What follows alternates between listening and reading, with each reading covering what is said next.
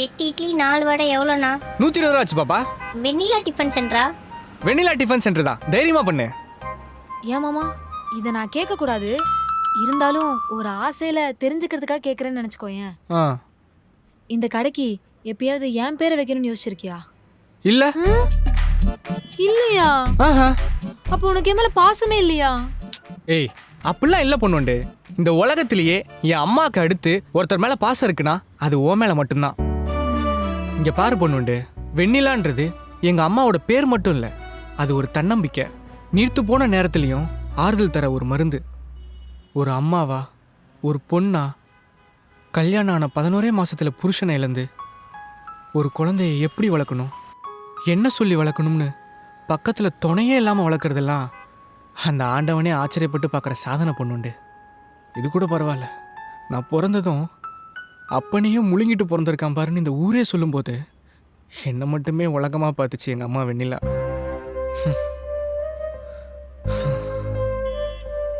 ஊரில் சாமி வரும்போதெல்லாம் எங்கள் அம்மா என் கையை பிடிச்சிக்கிட்டு சாமியை பாரு சாமியை பாருன்னு சொல்லும்.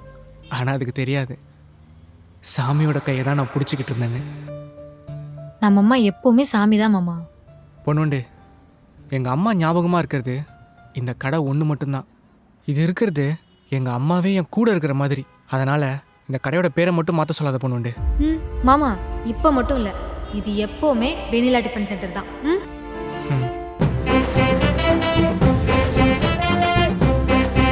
அண்ணே 4 இட்லி ஒரு வடை பார்சல்.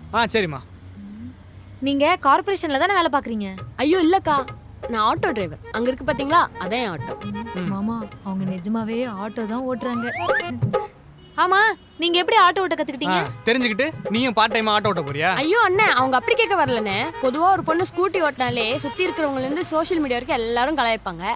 இதுல ஒரு பொண்ணு இதெல்லாம் தாண்டி எப்படி ஆட்டோ ஓட்ட கத்துக்கிட்டான்னு கேட்க வராங்க. அப்படிதானக்கா? ஸ்கூட்டியோ ஆட்டோவோ நமக்கு பிடிச்சி நம்ம கத்துக்கிட்டா ஃப்ளைட்டை கூட ஓட்டலாம். அப்ப நான் கூட ஓட்டலாமா? ஆட்டோ ஓட்ட கத்துக்கிட்டு நீயும் உன் தம்பி மாதிரி போயிடு, நான் கடையை முட்டு காசி ராமேஸ்வரன் போயிடுறேன். மாமா அண்ணே என்னண்ணே இப்படிலாம் பேசிட்டு இருக்கீங்க? இல்லம்மா, எப்பவுமே அப்படிதான், அவரை விடுங்க. ஆமா, டிராஃபிக்ல எல்லாம் எப்படி ஆட்டோ ஓட்டுறீங்க? ஜென்ஸ்லாம் பார்த்தா எதுவும் பிரச்சனை பண்ண மாட்டாங்களா? அக்கா என்னக்கா, ஆட்டோ மட்டும் இல்ல, பொண்ணுங்க எங்க போனாலும் இப்படி ஏதாவது ஒரு பிரச்சனை வந்துட்டே தான் இருக்கும். அதெல்லாம் பார்த்தா லைஃப் கரெக்ட் தான். இருந்தாலும் என்னடி இருந்தாலும் நொறுந்தாலும் கடைக்கு சாப்பிட்டு வந்தவங்களை கேள்வி மேல கேள்வி கேட்டு அடுத்த வாட்டி வராத மாதிரி பண்றோம் போல. 50 ரூபா ஆச்சு பாப்பா. ஒரு நிமிஷம், நீங்க ஏன் ஆட்டோ ஓட்டுறீங்க? மாமா என்னமாச்சு? ஒன்றும் இல்லைண்ணா, வரேன்.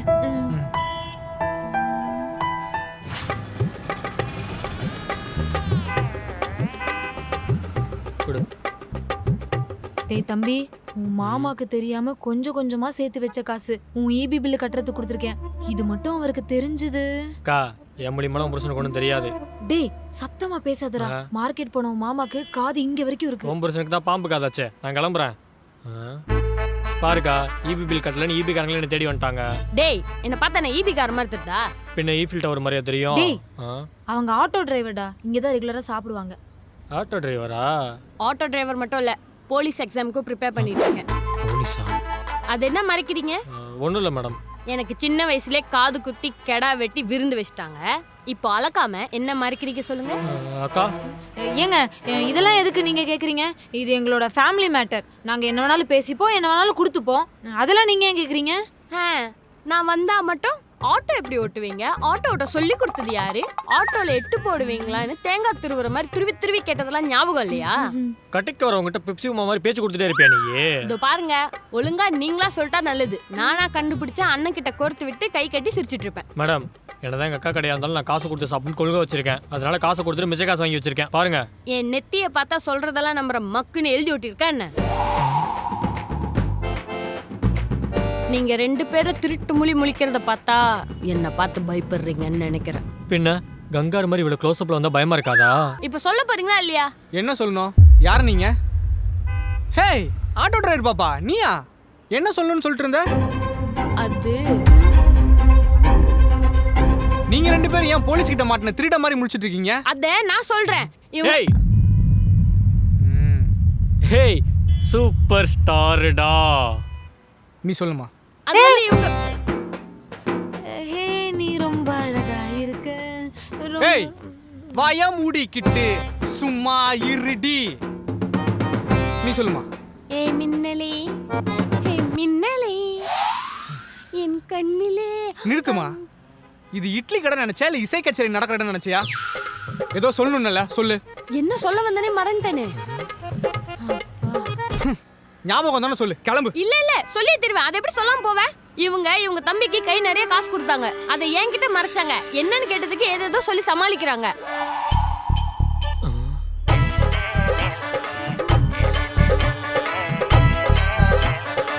$2120 ஒரு நாள் மல்லிகை சாமானோட செலவு. தேங்க்ஸ்மா பாப்பா இவங்களை காட்டி கொடுத்ததுக்கு. தேங்க்ஸ் எல்லாம் வேணாம். அந்த சிக்கன் குழம்பையும் மீன் குழம்பையும் கலக்கி ஒரு கலக்கி போட்டு கொடுங்க. உனக்கு இல்லாததாமா போட்டுட்டா போச்சு. ஒரு 2 நிமிஷம் வெயிட் பண்ணு. பொண்ணுண்டு இந்தா.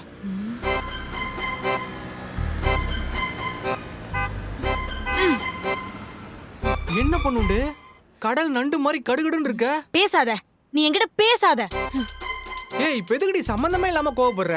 நீ எனக்கு சம்மந்தப்பட்டனால தான் நான் கோவமா இருக்கேன். சரி இப்போ நான் என்ன பேசினாலும் உனக்கு எரிச்சலா தான் இருக்கும். நான் அப்புறமா வரேன். ஓ, அப்ப என்ன சமாதானப்படுத்தணும்னு உனக்கு தோணலல்ல? போட்டனா எதுக்கு கோவமா இருக்கேனே சொல்ல மாட்டற. அப்புறம் எப்படி சமாதானப்படுத்த முடியும்? நான் எதுக்கு தெரியுமா கோவமா இருக்கேன்? எல்லாமே பாத்துக்கலாம். எதுக்கு நீ இப்ப இவ்ளோ யோசிச்சுட்டு இருக்க? நான் அறிவு இருக்கா? சாம்பார் ஊத்துறி. ஏ விபி தெரியாம அறிவு இருக்கான்னு சொல்லிட்டேன். மன்னிச்சிருடி. நீ அறிவு இருக்கான்னு கேட்டது கூட எனக்கு கோவம் வரல மாமா. ஆனா என்ன பார்த்து நீ சீ அப்படி சொல்லிட்டல்ல. சீ இதுக்கா கோச்சுக்கிட்ட? பாரு இப்ப கூட நீ சீ சொல்ற. இரு நான் கோர்ட்டுக்கு போயிட்டு உனக்கு டிவோர்ஸ் அப்ளை பண்றேன். ஏ விபி சீ சொன்னதுக்காகலாம் டிவோர்ஸ் கேட்டு கோர்ட்டுக்கு போனோம்னு வச்சுக்கோவேன். ஜட்ஜ் அப்புறம் நம்மளை பார்த்து சீன்னு சொல்லிடுவாருடி. அது மட்டும் இல்லாம நீ என்னை விட்டு போனான்னு வையேன், அப்புறம் நான் சாம்பாரே இல்லாத இட்லி ஆயிருவேன்டி. அந்த பயம் இருக்கட்டும். ஏய் நான் எதுக்கு பயப்படணும்? நீ தான் பயப்படணும். நானா? எதுக்கு? ஆமா நான் சாம்பாரே இல்லாத இட்லி ஆனனா அந்த சாம்பாரை ரீப்ளேஸ் பண்றதுக்கு தேங்காய் சட்னி கார சட்னிலாம் வந்தா என்ன பண்ணுவேன்? வர விட்டுருவேனா நானு? அதையும் மீறி வந்துச்சு இட்லிய உப்புமா ஆக்கிடுவேன்.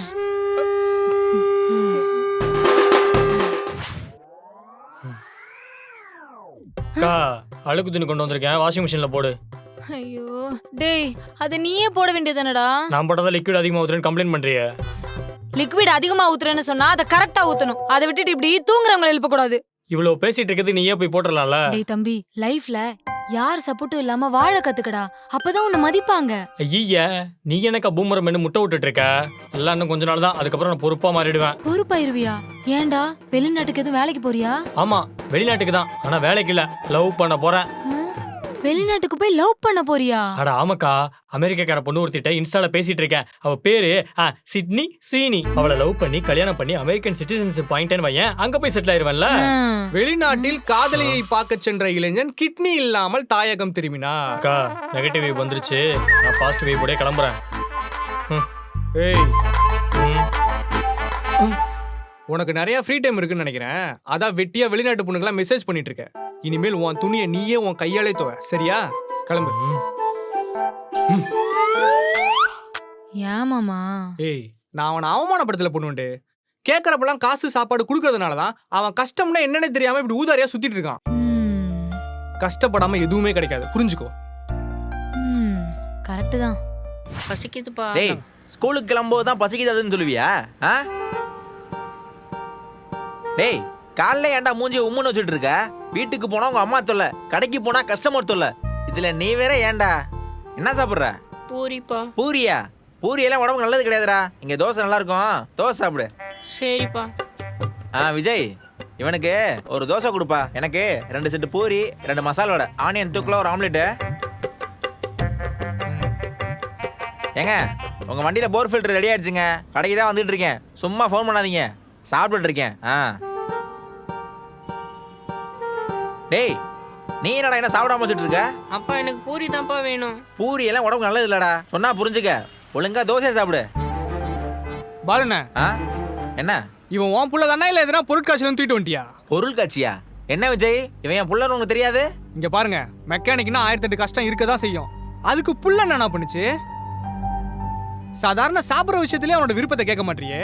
நீ எல்லாம் எங்க இருந்து அவனுக்கு பிடிச்ச வாழ்க்கையை கொடுக்க போற? விஜய் புள்ளைய பத்தி எனக்கு அவனை எப்படி வளர்க்கணும்னு தெரியாதா? தெரியலையே. அதனால தான் நான் கிளாஸ் எடுத்துட்டு இருக்கேன். அவன் கேட்குற பூரியை சாப்பிட்டா அவனுக்கு என்ன ஆயிரும்? ஒன்றும் ஆகாது. இங்க பாருங்க, நான் ஒன்றும் அவன் கேட்ட எல்லாத்தையும் கொடுக்கணும்னு சொல்ல. உன்னால கொடுக்க முடியும்னா அது நல்லதுன்னா கொடுக்கலாம்ல. விருப்பப்பட்டதை செய்யும் போது எல்லா நல்லது கெட்டதையும் அப்பா அம்மா கிட்ட போய் சொல்லணும்னு பிள்ளைக்கு தோணும்ல. விஜய், மற்றவங்களாம் உங்க பிள்ளைய இப்படி தானே வளர்க்குறாங்க. பாலுண்ணே, அவன் உன் புள்ளண்ணே, நீ தானே அவனை வளர்க்கணும்.